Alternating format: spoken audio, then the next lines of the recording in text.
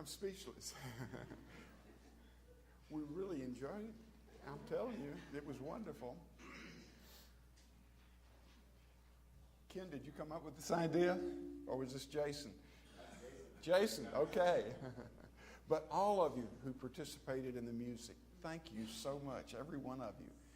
And even a greater thanks goes to those preparing food for later. Music only goes so far, you know. I'm teasing you, I hope you know. Well, this is about faith that transforms you. Now, a little later, we're going to have a pop quiz. No, I'm going to give you the question. I don't know why, but I like to do questions better than answers. I like to hear you doing the answers. But seriously, I'm going to call a little later on, and here's the premise or idea sort of behind the question that I'll be asking. We have faith in God, don't we? But I'm going to ask this question: exactly what is it about God that you have faith in? That's going to be the question for later. I got some other stuff I want to say first. Then you get to talk. Is it going to be multiple choice?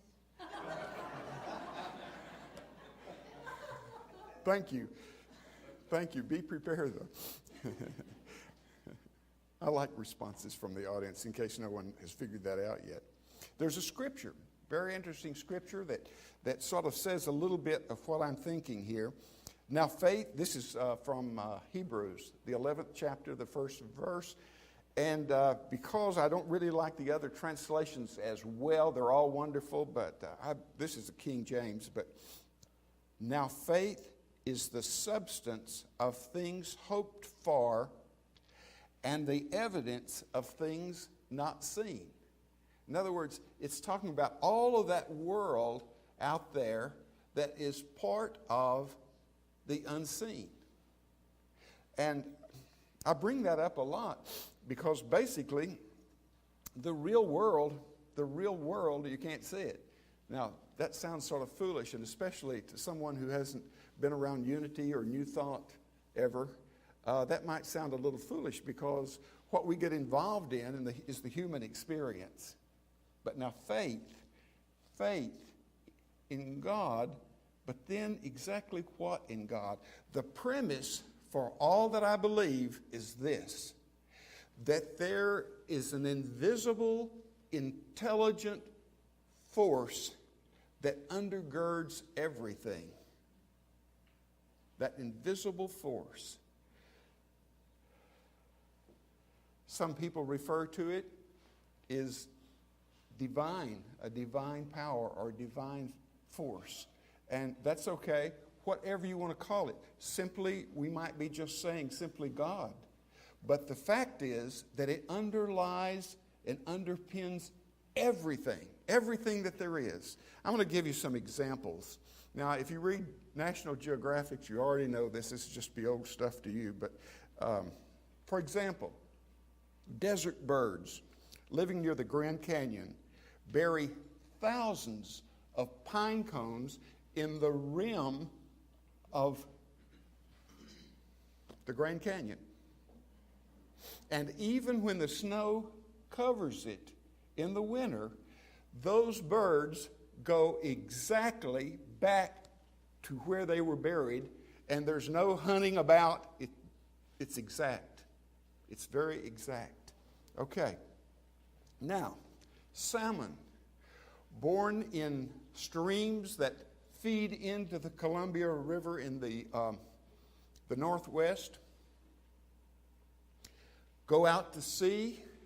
How long, I don't know, but when it comes time to spawn, they go right back to the identical stream. They never get lost.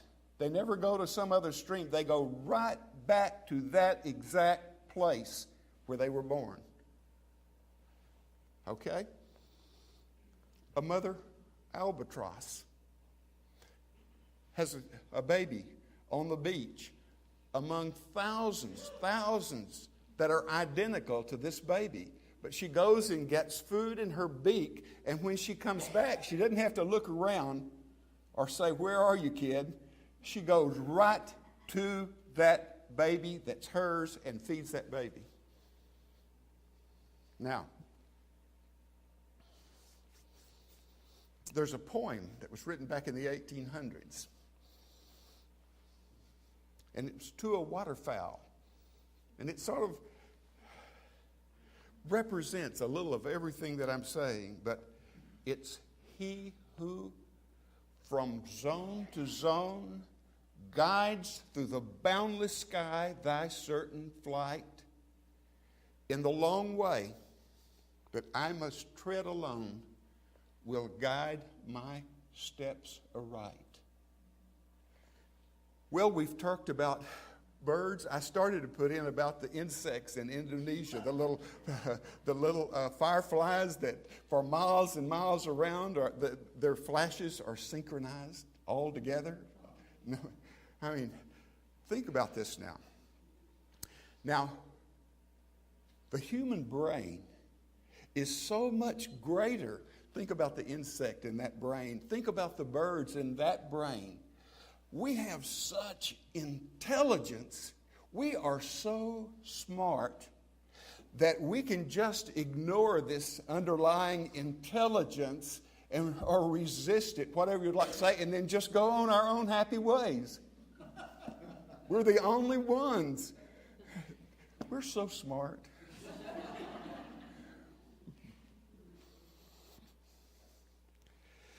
Now, thinking about all of that and this underlying intelligence that is available for guidance, for information, for power, for anything that we might be able to name. In other words, we'd run out of vocabulary before we would run out of what that will do, because it's far beyond all of our imagination.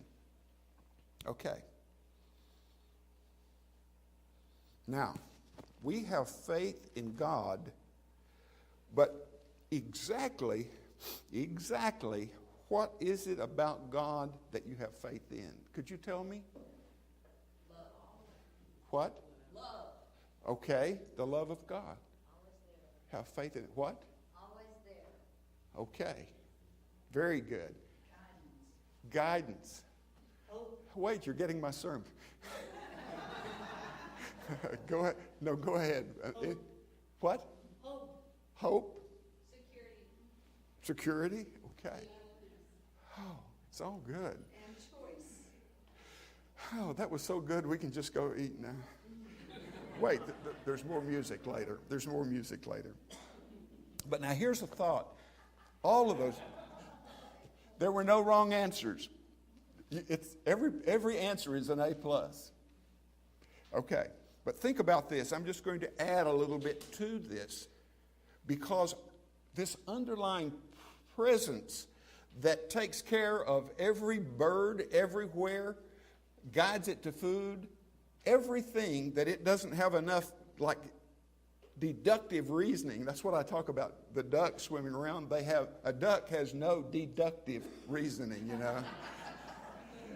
So it has to have guidance to find everything it needs in life.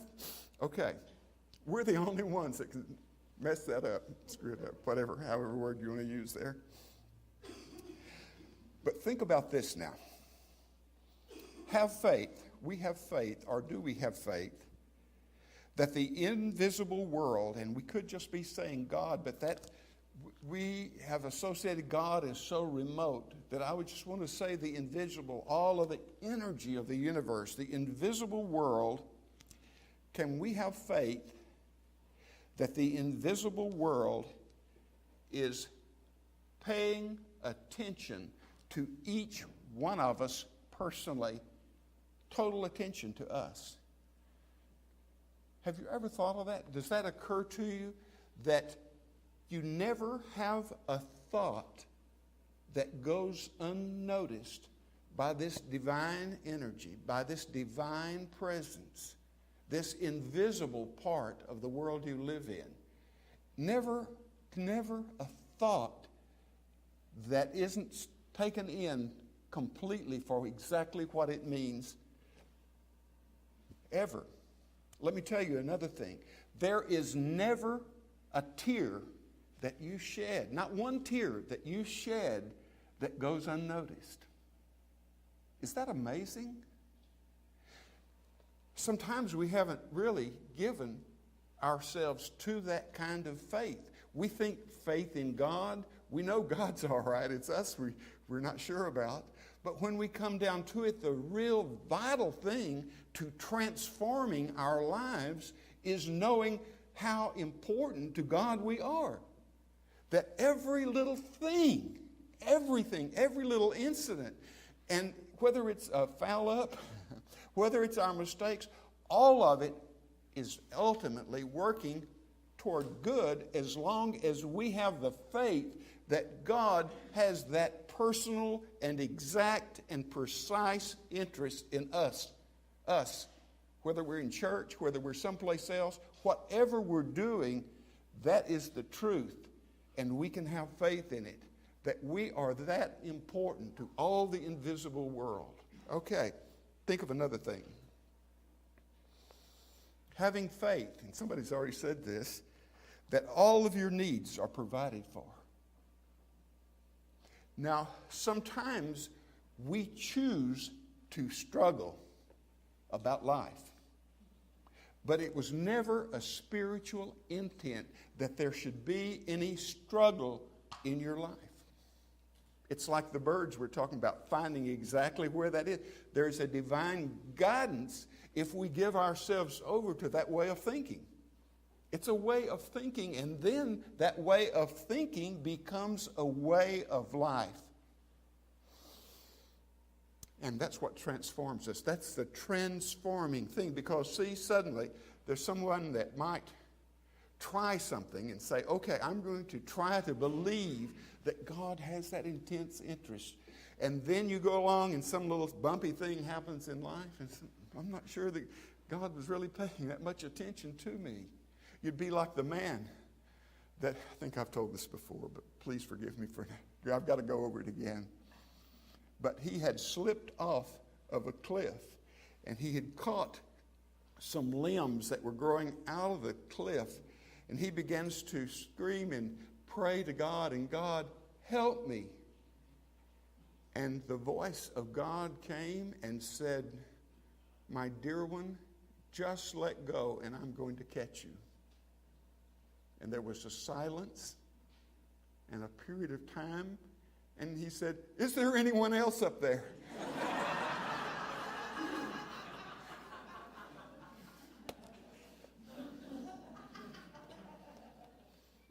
I was the guy, in case you... Story of my life. But I'm learning. That's the main thing. It's not so much what happened 30 years ago or 10 years ago or last week, but it's right now in the presence, what we're able to believe in becomes the truth of our life. What we're able to believe in, what we can actually, can't see it, but that's why we call it faith. Because it's not seeing that invisible world. Okay, now, but God provides. We understand that in knowing that God has laid in this underlying intelligence all that we'll ever need, we can say, okay, God then, this divine presence is the source of all of my good.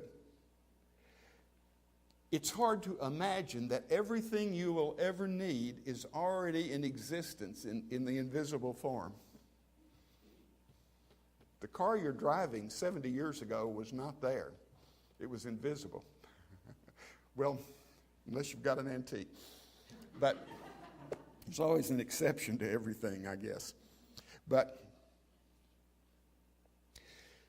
it's more than just knowing that everything is already there for us.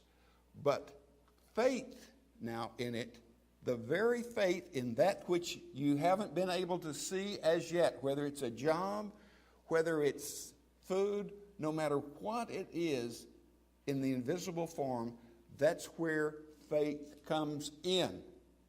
When you have the power, the power is within you, but when you use the power within you to believe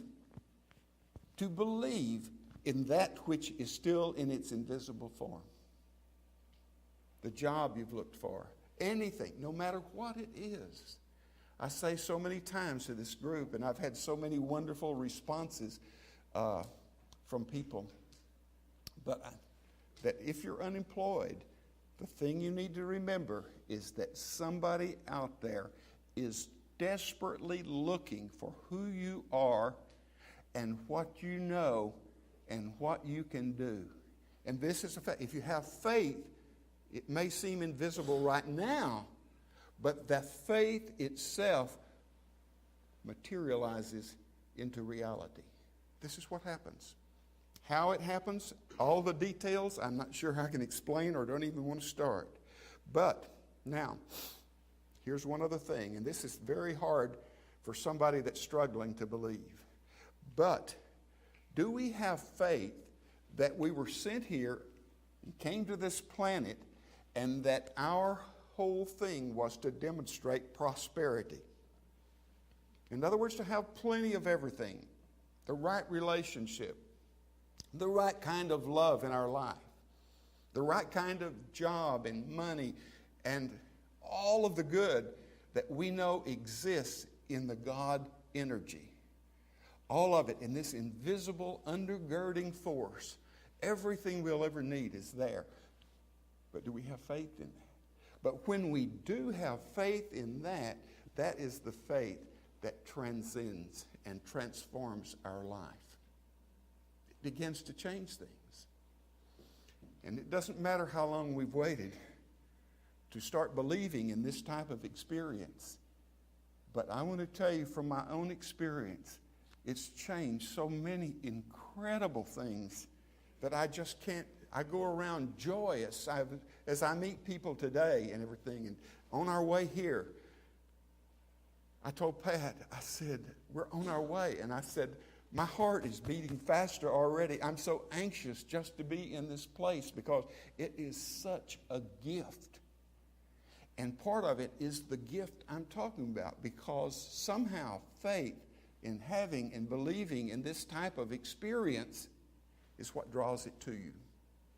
Believing in something, Jesus made this statement: as ye have believed, so shall it be done unto you. In other words, that's what attracts it, the faith in something.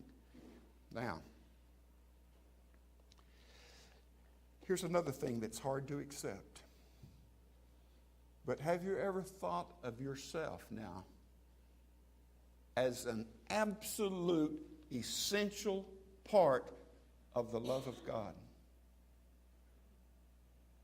You haven't got a backseat type position in this.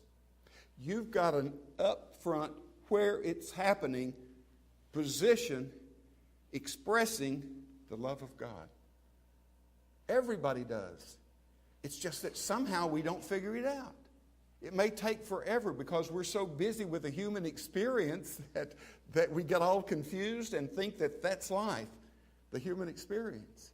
But what happens is knowing the spiritual experience lightens up the human experience.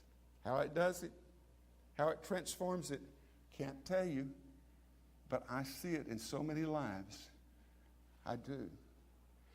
Lives that got changed simply because they began to look at the world and look at life as a spiritual experience. You are part of this love that I feel. But I want to tell you, when you get to thinking that way, you go out and you feel something different about the people that are out there that you meet. I think about retiring from the construction part of my life, but then like this last week, I go out, I'm doing a job, and I meet a couple, and I'm saying, oh, what would I have done had I retired and not met this couple? They are so wonderful, so delightful. They may have different beliefs than myself. That doesn't make any difference. But I believe that through faith, through faith, that in time, and as we continue to live that believing, no matter what it appears, no matter who shows up that contradicts that, because there's always evidence, no matter what you try to believe in. Even if you believe in that everything is bad and going to hell, there'll be things that contradict it. You'll come along and somebody will just love you unconditionally. And you'll say, what went wrong with my theory? But these are the things that I'm praying for all of us to experience more of. That transforming faith that makes all the difference. God bless you. Thank you.